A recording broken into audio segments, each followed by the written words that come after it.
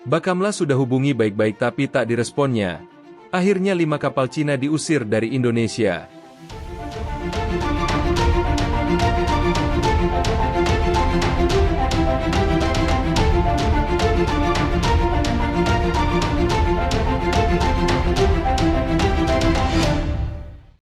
Audio Jungle. Audio Jungle.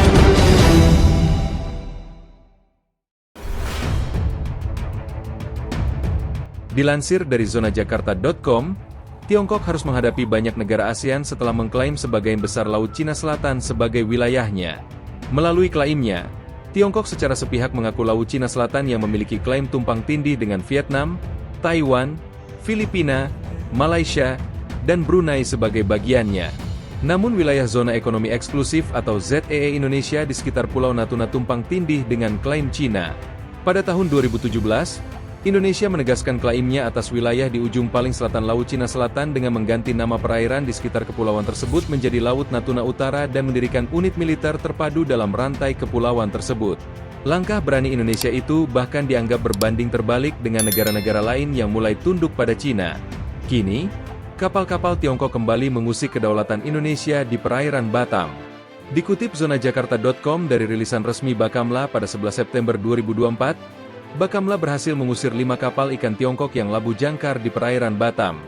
Bakamla RI melalui unsur KN Tanjung Datu 301 berhasil mengusir 5 kapal ikan berbendera Republik Rakyat Tiongkok yang secara ilegal melakukan labu jangkar di perairan utara Tanjung Berakit, Batam, Rabu, 11 September 2024. Peristiwa ini bermula ketika VTS atau Vessel Traffic System Batam memonitor 5 kapal ikan Cina yang sedang melaksanakan labu jangkar di utara Tanjung Berakit. Meskipun telah dihubungi melalui kanal radio 16, kelima kapal tersebut tidak memberikan respon.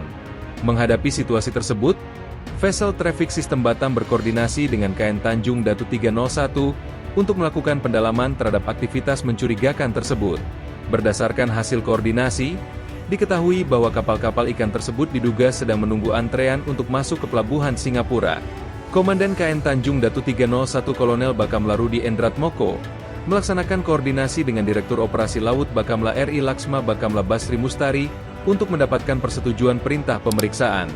Kemudian, Komandan KN Tanjung Datu 301 mengadakan briefing dengan tim visit, board, search, and seizure untuk menyusun rencana pelaksanaan pemeriksaan lebih lanjut. Dengan jarak 43 nm dari lokasi kapal-kapal tersebut, KN Tanjung Datu 301 segera bertindak. Saat tiba di lokasi, tim visit, board, search, and seizure KN Tanjung Datu 301 berhasil membayangi dan mengawal kelima kapal tersebut hingga mereka meninggalkan perairan Batam dan bergerak menuju traffic separation scheme di Singapura. Langkah tegas ini menunjukkan komitmen Bakamla RI dalam menjaga kedaulatan wilayah perairan Indonesia dari aktivitas ilegal yang dilakukan oleh kapal asing. Wilayah Natuna, yang terletak di ujung utara Indonesia, telah menjadi sorotan dalam beberapa tahun terakhir karena sengketa maritim yang terus berlangsung di Laut Cina Selatan. Salah satu aktor utama dalam konflik ini adalah Tiongkok, yang terus melakukan provokasi dengan memasuki wilayah zona ekonomi eksklusif atau ZEE Indonesia di sekitar Natuna. Tindakan ini memicu kekhawatiran dan ketegangan di antara negara-negara ASEAN, terutama Indonesia. Cina mengklaim hampir 90% dari Laut Cina Selatan melalui apa yang disebut sebagai Nine Dash Line, sebuah batas imajiner yang tidak diakui oleh hukum internasional. Klaim ini mencakup sebagian dari ZEE Indonesia di sekitar Kepulauan Natuna Utara. Meski Indonesia tidak secara langsung terlibat dalam sengketa di Laut Cina Selatan seperti negara-negara lain misalnya Vietnam dan Filipina, tindakan Cina yang sering masuk ke perairan Natuna telah menguji kesabaran Jakarta. Indonesia, melalui Angkatan Laut dan Bakamla atau Badan Keamanan Laut, telah beberapa kali mengusir kapal-kapal penangkap ikan Cina yang didukung oleh kapal penjaga pantai Cina. Namun, hal ini tampaknya tidak menyurutkan niat Beijing untuk terus menunjukkan kehadirannya di wilayah tersebut. Indonesia tidak tinggal diam. Presiden Joko Widodo telah beberapa kali menegaskan bahwa Natuna adalah bagian dari Indonesia dan tidak akan ada negosiasi terkait hal ini. Dalam beberapa tahun terakhir, Indonesia memperkuat kehadiran militernya di Natuna dengan menambah pasukan dan membangun pangkalan militer di wilayah tersebut. Diplomasi juga menjadi bagian dari strategi Indonesia dalam menghadapi Cina.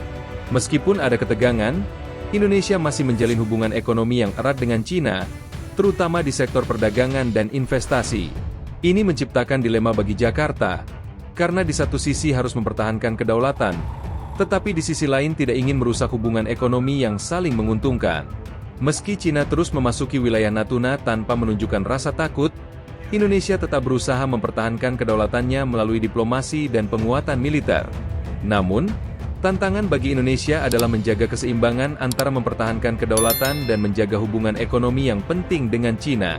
Sengketa ini menunjukkan bagaimana dinamika geopolitik di kawasan Asia Tenggara semakin kompleks, dengan kekuatan besar seperti Cina yang semakin agresif dalam memperluas pengaruhnya.